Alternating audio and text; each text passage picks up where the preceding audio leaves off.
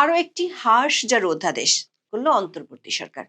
শিশু সাহিত্যিক সুকুমার রায় যেভাবে হাঁস আর সজোরের মিশ্রণে অদ্ভুত প্রাণী তৈরি করেছিলেন, সেভাবে অন্তর্বর্তী সরকারের আইন উপদেষ্টা বানালেন নতুন এক আবোল তাবোল অধ্যাদেশ। সরকারের পক্ষ থেকে যেটিকে দায় মুক্তি অধ্যাদেশ হিসেবে প্রচার করে আসলেও শেষ পর্যন্ত অধ্যাদেশের নাম দিয়েছে সুরক্ষা ও দায় নির্ধারণ অধ্যাদেশ। উপদেষ্টা পরিষদে পাশ করেও 10 দিন লেগেছে অধ্যাদেশটি জারি করতে। আবার চাপের কারণে হত্যাকাণ্ডের দায় মুক্তি দেয়া থেকে সরে আসতে হয়েছে, বেছে নিতে হয়েছে ঘোরা পথ, কিন্তু তা করতে গিয়ে আরো জটিল করে ফেলেছে। একই ধরনের অপরাধকে ভালো আর খারাপ দুভাবেই দেখছে অধ্যাদেশটি। শেষ পর্যন্ত মানবাধিকার কমিশনের উপর ভার দিয়ে সরকার নিজেই নিজের মিত্রদের কাছে ভারমুক্ত হতে চাইছে। হত্যাকাণ্ডের শিকার হওয়া ভুক্তভোগীর পরিবারের আর্জি মানবাধিকার কমিশন নাকচ করলে বিচার পাওয়ার আর কোনো পথ খোলা থাকবে না। অর্থাৎ এই অধ্যাদেশ শুধু ফৌজদারি অপরাধের বিচারের পথেই শুধু কাঁটা বিছিয়ে দেয়নি, মানবাধিকার রক্ষার দায়িত্ব কাঁধে নেয়া জাতীয় মানবাধিকার কমিশনকেও মানবাধিকার লঙ্ঘনের পথে ঠেলে দিয়েছে। আবার সংবিধানের যে ধারার সাফাই দিয়ে প্রণীত হয়েছে অধ্যাদেশ, সেই বিধানের অর্থকেও করা হয়েছে বিকৃত। সংসদের অবর্তমানে সংবিধানের মূল চেতনা বিরোধী কোনো অধ্যাদেশ প্রণয়নের ক্ষমতা রাষ্ট্রপতির না থাকলেও তার সই জারি করা হয়েছে এই দায়মুক্তি। প্রশ্ন উঠেছে, নির্বাচনের মাত্র 2 সপ্তাহ আগে এমন একটি সংবিধান বিরোধী দায়মুক্তির পথে কেন হাঁটতে হলো সরকারকে? পরিকল্পনা অনুযায়ী গণভোটে জুলাই সনদ বাস্তবায়নের জন্য যেখানে কোমর বেঁধে প্রচার চালাচ্ছে সরকার, সেখানে এই ইনডেমনিটির প্রয়োজন কেন পড়ছে? গণভোটে সরকার ইচ্ছার বাস্তবায়ন হলে এমনিতেই সংবিধান বদলে যাওয়ার কথা। সেক্ষেত্রে অটো পাসের মতোই মিলবে জুলাই আন্দোলনের দায়মুক্তি। অথচ এরপরেও নির্বাচনের আগে অধ্যাদেশ জারির মাধ্যমে সরকারের কনফিডেন্স হারানোর বার্তাই কি পাওয়া যাচ্ছে? বিস্তারিত জানতে চলুন যাওয়া যাক বিশ্লেষণে।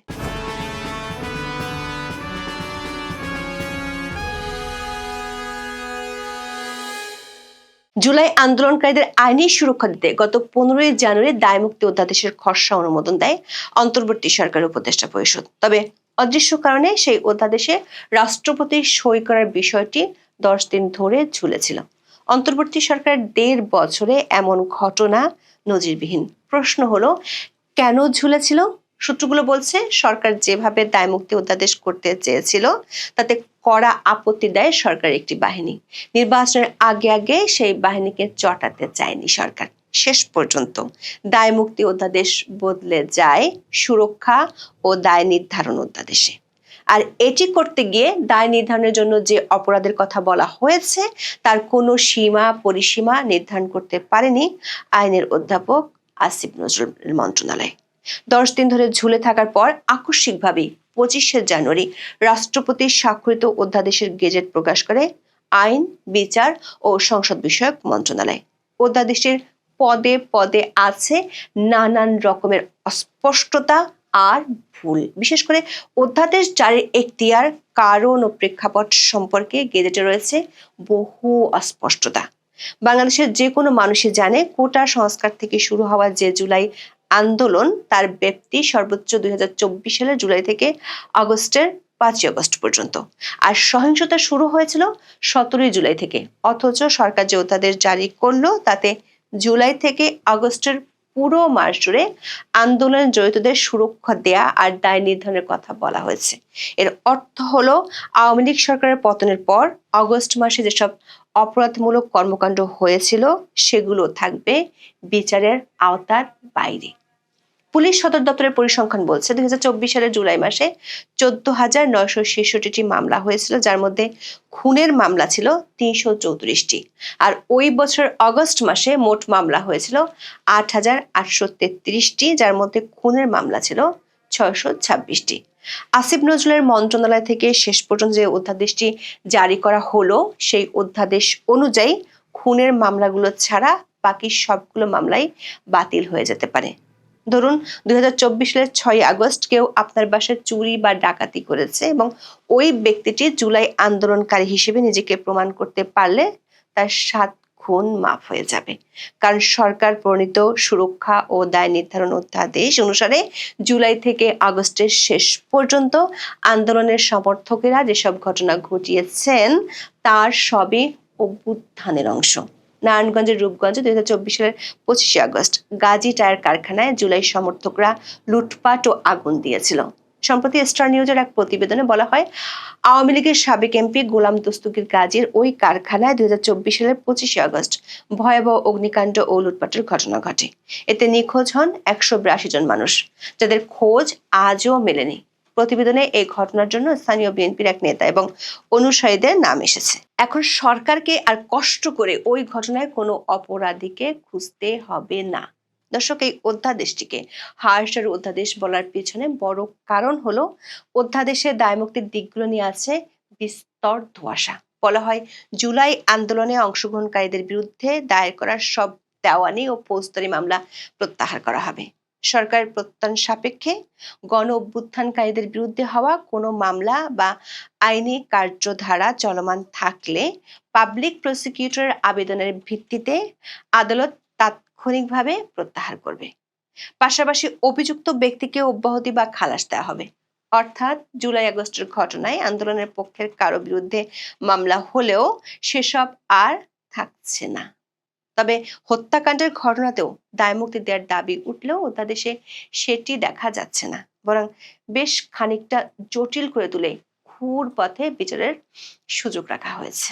2024 সালে জুলাই আগস্টে পুলিশ ও আওয়ামী লীগের নেতাকর্মীদের হত্যার অনেকগুলো অভিযোগ আছে।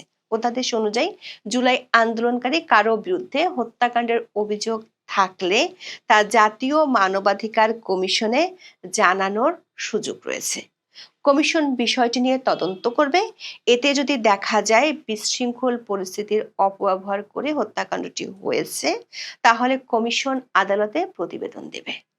এরপর আদালত সেটিকে পুলিশ প্রতিবেদন হিসেবে গণ্য করে বিচারের উদ্যোগ নেবে। একদিকে সরকার বলছে বিশৃঙ্খল পরিস্থিতির অপব্যবহারের মাধ্যমে ফৌজদারি অপরাধ করে থাকলে সেটির অভিযোগ দায়ের করা যাবে। তবে সেই অভিযোগ আগের মতো থানা বা আদালতে দায়েরের সুযোগ রাখা হয়নি। মানবাধিকার কমিশনের মাধ্যমে তদন্তের একটি সুযোগ রাখা হচ্ছে। এই কমিশন বিশৃঙ্খল পরিস্থিতির অপব্যবহারের প্রমাণ পেলে অভিযুক্তদের বিরুদ্ধে আদালতে তদন্ত প্রতিবেদন দিতে পারবে। আর যদি কমিশন মনে করে হত্যাকাণ্ডটি ছিল রাজনৈতিক প্রতিরোধের অংশ, সেক্ষেত্রে অভিযুক্তের বিচারের পথ রুদ্ধ হয়ে যাবে। কিন্তু কোনটি বিশৃঙ্খল পরিস্থিতির অপব্যবহার আর কোনটি রাজনৈতিক প্রতিরোধের অংশ তার কোনো ব্যাখ্যা নেই অধ্যাদেশে। অর্থাৎ জাতীয় মানবাধিকার কমিশনের হাতেই তুলে দেওয়া হচ্ছে ভালো অপরাধ এবং খারাপ অপরাধ নির্ধারণের ভার। আর এর মাধ্যমে যাদের দায়িত্ব মানবাধিকার রক্ষা করা, তাদের ঠেলে দেওয়া হচ্ছে চরম বিতর্কের কানাগুলিতে। মানবাধিকার কমিশনকে বিশ্বজুড়ে কার্যকর তোলার বন্দোবস্ত করা হয়েছে। দর্শক, অধ্যাদেশে এর চেয়েও বড় বিস্ময়কর একটি দিক আছে। ধরা যাক মানবাধিকার কমিশন কোন একটি হত্যাকাণ্ডকে রাজনৈতিক প্রতিরোধের অংশ হিসেবে চিহ্নিত করলো। সেক্ষেত্রে দেশের কোনো আদালতে অভিযুক্তের বিরুদ্ধে ফৌজদারি মামলা বা অন্য কোনো আইনি ব্যবস্থা নেয়ার সুযোগ থাকবে না। তবে মজার বিষয় হলো, মানবাধিকার কমিশন রাষ্ট্রকে ভুক্তভোগীর পরিবারকে ক্ষতিপূরণ দেওয়ার আদেশ দিতে পারবে। অর্থাৎ খুনের দায় থেকে পার পেয়ে যাবে অভিযুক্ত, আর তার জায়গায় ভুক্তভোগীর পরিবারকে ক্ষতিপূরণ দিবে রাষ্ট্র। এমন সীমাহীন বিস্ময়ের জন্ম দিয়ে জারি হয়েছে জুলাই আন্দোলনকারীদের কথিত দায় মুক্তির এই অধ্যাদেশ। আইন বিশেষজ্ঞরা বলছেন, সুরক্ষার দায় নির্ধারণের জন্য এই অধ্যাদেশের গুরুত্বপূর্ণ পয়েন্ট হলো জনশৃঙ্খলার ব্যাখ্যা। পৃথিবীর কোথাও এমন অদ্ভুত ব্যাখ্যা পাওয়া যাবে না যেটি এই অধ্যাদেশে দেয়া আছে। অধ্যাদেশে জুলাই আন্দোলনকারীদের সব কর্মকাণ্ডকে জনশৃঙ্খলা পুনর্বহলের পদক্ষেপ হিসেবে সংজ্ঞায়িত করা হয়েছে। অথচ বাস্তবে দেখা যাচ্ছে এই জনশৃঙ্খলা 1.5 বছরেও প্রতিষ্ঠিত হয়নি, বরং বাংলাদেশ পরিচিত হয়ে উঠেছে মবের রাজ্য হিসেবে। জনশৃঙ্খলার প্রচলিত সংজ্ঞাকেই বদলে দেওয়া হয়েছে এই ইনডেমনিটি অধ্যাদেশে। আর তা করতে গিয়ে সাংবিধানিক বিধানের মন গড়া ব্যাখ্যা করা হয়েছে। বলা হয়েছে প্রতিরোধ কর্মে এবং জনশৃঙ্খলা পুনর্বহাল ও নিশ্চিত করার প্রক্রিয়ায় অংশগ্রহণকারী গণ অভ্যুত্থানকারীদের গণ ও প্রজাতন্ত্রী বাংলাদেশ সংবিধানের অনুচ্ছেদ 46 অনুযায়ী সুরক্ষা প্রদান করা প্রয়োজন। এখানেই আছে সংবিধানের মন গড়া ব্যাখ্যা। বর্তমান সংবিধানের 46 অনুচ্ছেদে বলা হয়েছে প্রজাতন্ত্রের কর্মে নিযুক্ত কোনো ব্যক্তি বা অন্য কোনো ব্যক্তি জাতীয় মুক্তি সংগ্রামের প্রয়োজনে কিংবা বাংলাদেশের রাষ্ট্রীয় সীমানার মধ্যে যে কোনো অঞ্চলে শৃঙ্খলা রক্ষা বা পুনর্বহালের প্রয়োজনে কোনো কাজ করে থাকলে সংসদ আইনের দ্বারা সেই ব্যক্তিকে দায়মুক্ত করতে পারবে। জুলাই আন্দোলনের সময় নিহত পুলিশ সদস্যরা ছিলেন প্রজাতন্ত্রের কর্মচারী, অথচ তাদের যারা মেরেছে তাদেরকে এই অধ্যাদেশ হিসেবে মেনে নিতে হবে প্রজাতন্ত্রের কর্মচারী হিসেবে। আইন বিশেষজ্ঞরা বলছেন এই অধ্যাদেশের সবচেয়ে বড় দুর্বলতা এটি। সরকার সংবিধানের যে ধারা বলে এই অধ্যাদেশ জারির কথা বলছে সেই ধারাতেই বলা আছে সংসদ না থাকলে ইনডেমনিটি দেওয়ার প্রশ্নই আসে না। আবার বর্তমান সংবিধানে অভ্যুত্থানের মাধ্যমে সরকার উৎখাতের কোনো সুযোগ নেই। সংবিধানের দ্বিতীয় ভাগের 11 অনুচ্ছেদ অনুযায়ী অনির্বাচিত কোনো সরকার প্রতিষ্ঠা করাও সম্ভব নয়। উল্টো সাংবিধানিক কর্তৃত্বকে অমান্য করাকে রাষ্ট্রদ্রোহ বলা হয়েছে বর্তমান সংবিধানে। 7 অনুচ্ছেদ বলছে সংবিধান লঙ্ঘন করলে সেটি হবে রাষ্ট্রদ্রোহ অপরাধ। সংবিধানের ভাষায় এটি ষড়যন্ত্র। এই অনুচ্ছেদ পরিষ্কার করছে নির্বাচিত সরকার বিষয়ক সাংবিধানিক বিধান অগ্রাহ্য করাকে জাতীয় মুক্তি সংগ্রাম হিসেবে দেখানো অসম্ভব এবং এ ধরনের যে কোনো কাজ রাষ্ট্রদ্রোহের শামিল। কাজেই 46 অনুচ্ছেদকে ঢাল হিসেবে রেখে একটি নির্বাচিত সরকারকে উৎখাতের আন্দোলনকে জনশৃঙ্খলা প্রতিষ্ঠার পদক্ষেপ হিসেবে দেখানোর কোনো সুযোগ নেই। অথচ সেটি করা হয়েছে ইনডেমনিটি অধ্যাদেশটি জারির ক্ষেত্রে। আবার এ ধরনের কোনো বিষয়ে দায়মুক্তি দিতে হলে সেটিও কেবল সংসদের এখতিয়ার। সংসদ কার্যকর না থাকলে রাষ্ট্রপতি কিছু কিছু বিষয়ে অধ্যাদেশ জারি করতে পারেন, তবে সেক্ষেত্রে রাষ্ট্রপতির ক্ষমতা সীমাহীন নয়। তিনি এমন কোনো অধ্যাদেশ জারি করতে পারেন না যার কোনো বিধান সংবিধানের মৌলিক চেতনার সঙ্গে সাংঘর্ষিক। এ বিষয়ে পরিষ্কার করা হয়েছে সংবিধানের 93 অনুচ্ছেদে। বলা হয়েছে সংসদ ভেঙে গেলে কোনো সময় রাষ্ট্রপতির কাছে যদি প্রয়োজন মনে হয় তাহলে তিনি অধ্যাদেশ জারি করতে পারেন, তবে সেক্ষেত্রে 3টি শর্ত রয়েছে। সেগুলো হলো অধ্যাদেশে এমন কোনো বিধান করা যাবে না যা সংবিধানের অধীন সংসদের আইন দ্বারা আইনসঙ্গতভাবে করা যায় না, অথবা যার ফলে সংবিধানের কোনো বিধান পরিবর্তন বা রহিত হয়ে যায়। অর্থাৎ সরকার উৎখাতের মতো কোনো কর্মকাণ্ডকে বৈধতার অধ্যাদেশ জারির এখতিয়ার স্বয়ং রাষ্ট্রপতিরও নেই। তবে ইচ্ছে মতো আইনের ব্যাখ্যা দাঁড় করানো অন্তর্বর্তী সরকারের এই ইনডেমনিটি অধ্যাদেশেও দেখা যাচ্ছে সংবিধানের মন গড়া উপস্থাপন।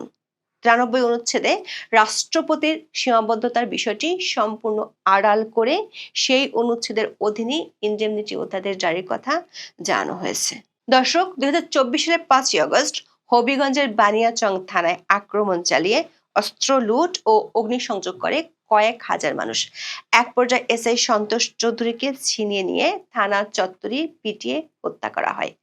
তার মরদেহ ঝুলিয়ে রাখা হয় থানার সামনে একটি গাছে। এ মাসের শুরুতে হবিগঞ্জের বৈষম্য বিরোধী ছাত্র আন্দোলনের নেতা মাহাদি হাসান দাবি করেন তারাই সেই ঘটনা ঘটিয়েছিলেন। পুলিশের সামনে বসে মাহাদির এমন বক্তব্য সোশ্যাল মিডিয়ায় ভাইরাল হয়। পরে তিনি গ্রেপ্তার হলেও সমর্থকদের বিক্ষোভের প্রেক্ষাপটে মুক্তি পান। এরপর পরে জুলাই আন্দোলনকারীদের দায় মুক্তির বিষয়টি নতুন করে আবার সামনে আসে। স্বরাষ্ট্র উপদেষ্টা জাহাঙ্গীর আলম চৌধুরীর সভাপতিত্বে 6 জানুয়ারি হয় আইন শৃঙ্খলা সংক্রান্ত উপদেষ্টা পরিষদ কমিটির বৈঠক।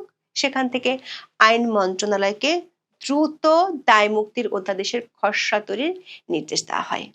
দর্শক, সুকুমার রায় তাই খিচুড়ি কবিতায় হাঁস আর সজারু মিলিয়ে বানিয়েছিলেন হাঁসচারু। বলেছিলেন হাঁস ছিল সজারু, ব্যাকরণ মানি না, হয়ে গেল হাঁসচারু। এই হাঁসচারু এমন একটি প্রাণী যা বাস্তবে নেই, কিন্তু কবির কল্পনায় হাঁস ও সজারুর বৈশিষ্ট্য মিলে তৈরি হয়েছে।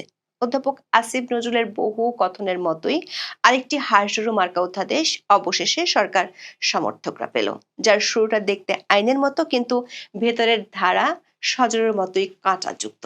পরিণাম এক আবোল তাবোল অধ্যাদেশের জন্ম হলো। প্রশ্ন হলো, এসআই সন্তোষ চৌধুরীকে হত্যার ঘটনাটিকে কোন ক্যাটাগরিতে ফেলবে মানবাধিকার কমিশন? তার পরিবার কি ঘটনার বিচার চাইতে পারবে, নাকি হত্যার ঘটনাটি রাজনৈতিক প্রতিরোধের অংশ হিসেবে বিবেচিত হবে? সন্তোষের পরিবারকে একদিন শুধু ক্ষতিপূরণ দিয়ে গিয়ে দায় চুকিয়ে ফেলবে রাষ্ট্র। এখন এই পর্যন্ত। সবাই ভালো থাকুন, সুস্থ থাকুন, নিরাপদে থাকুন। দেখা হবে আগামী পর্বে।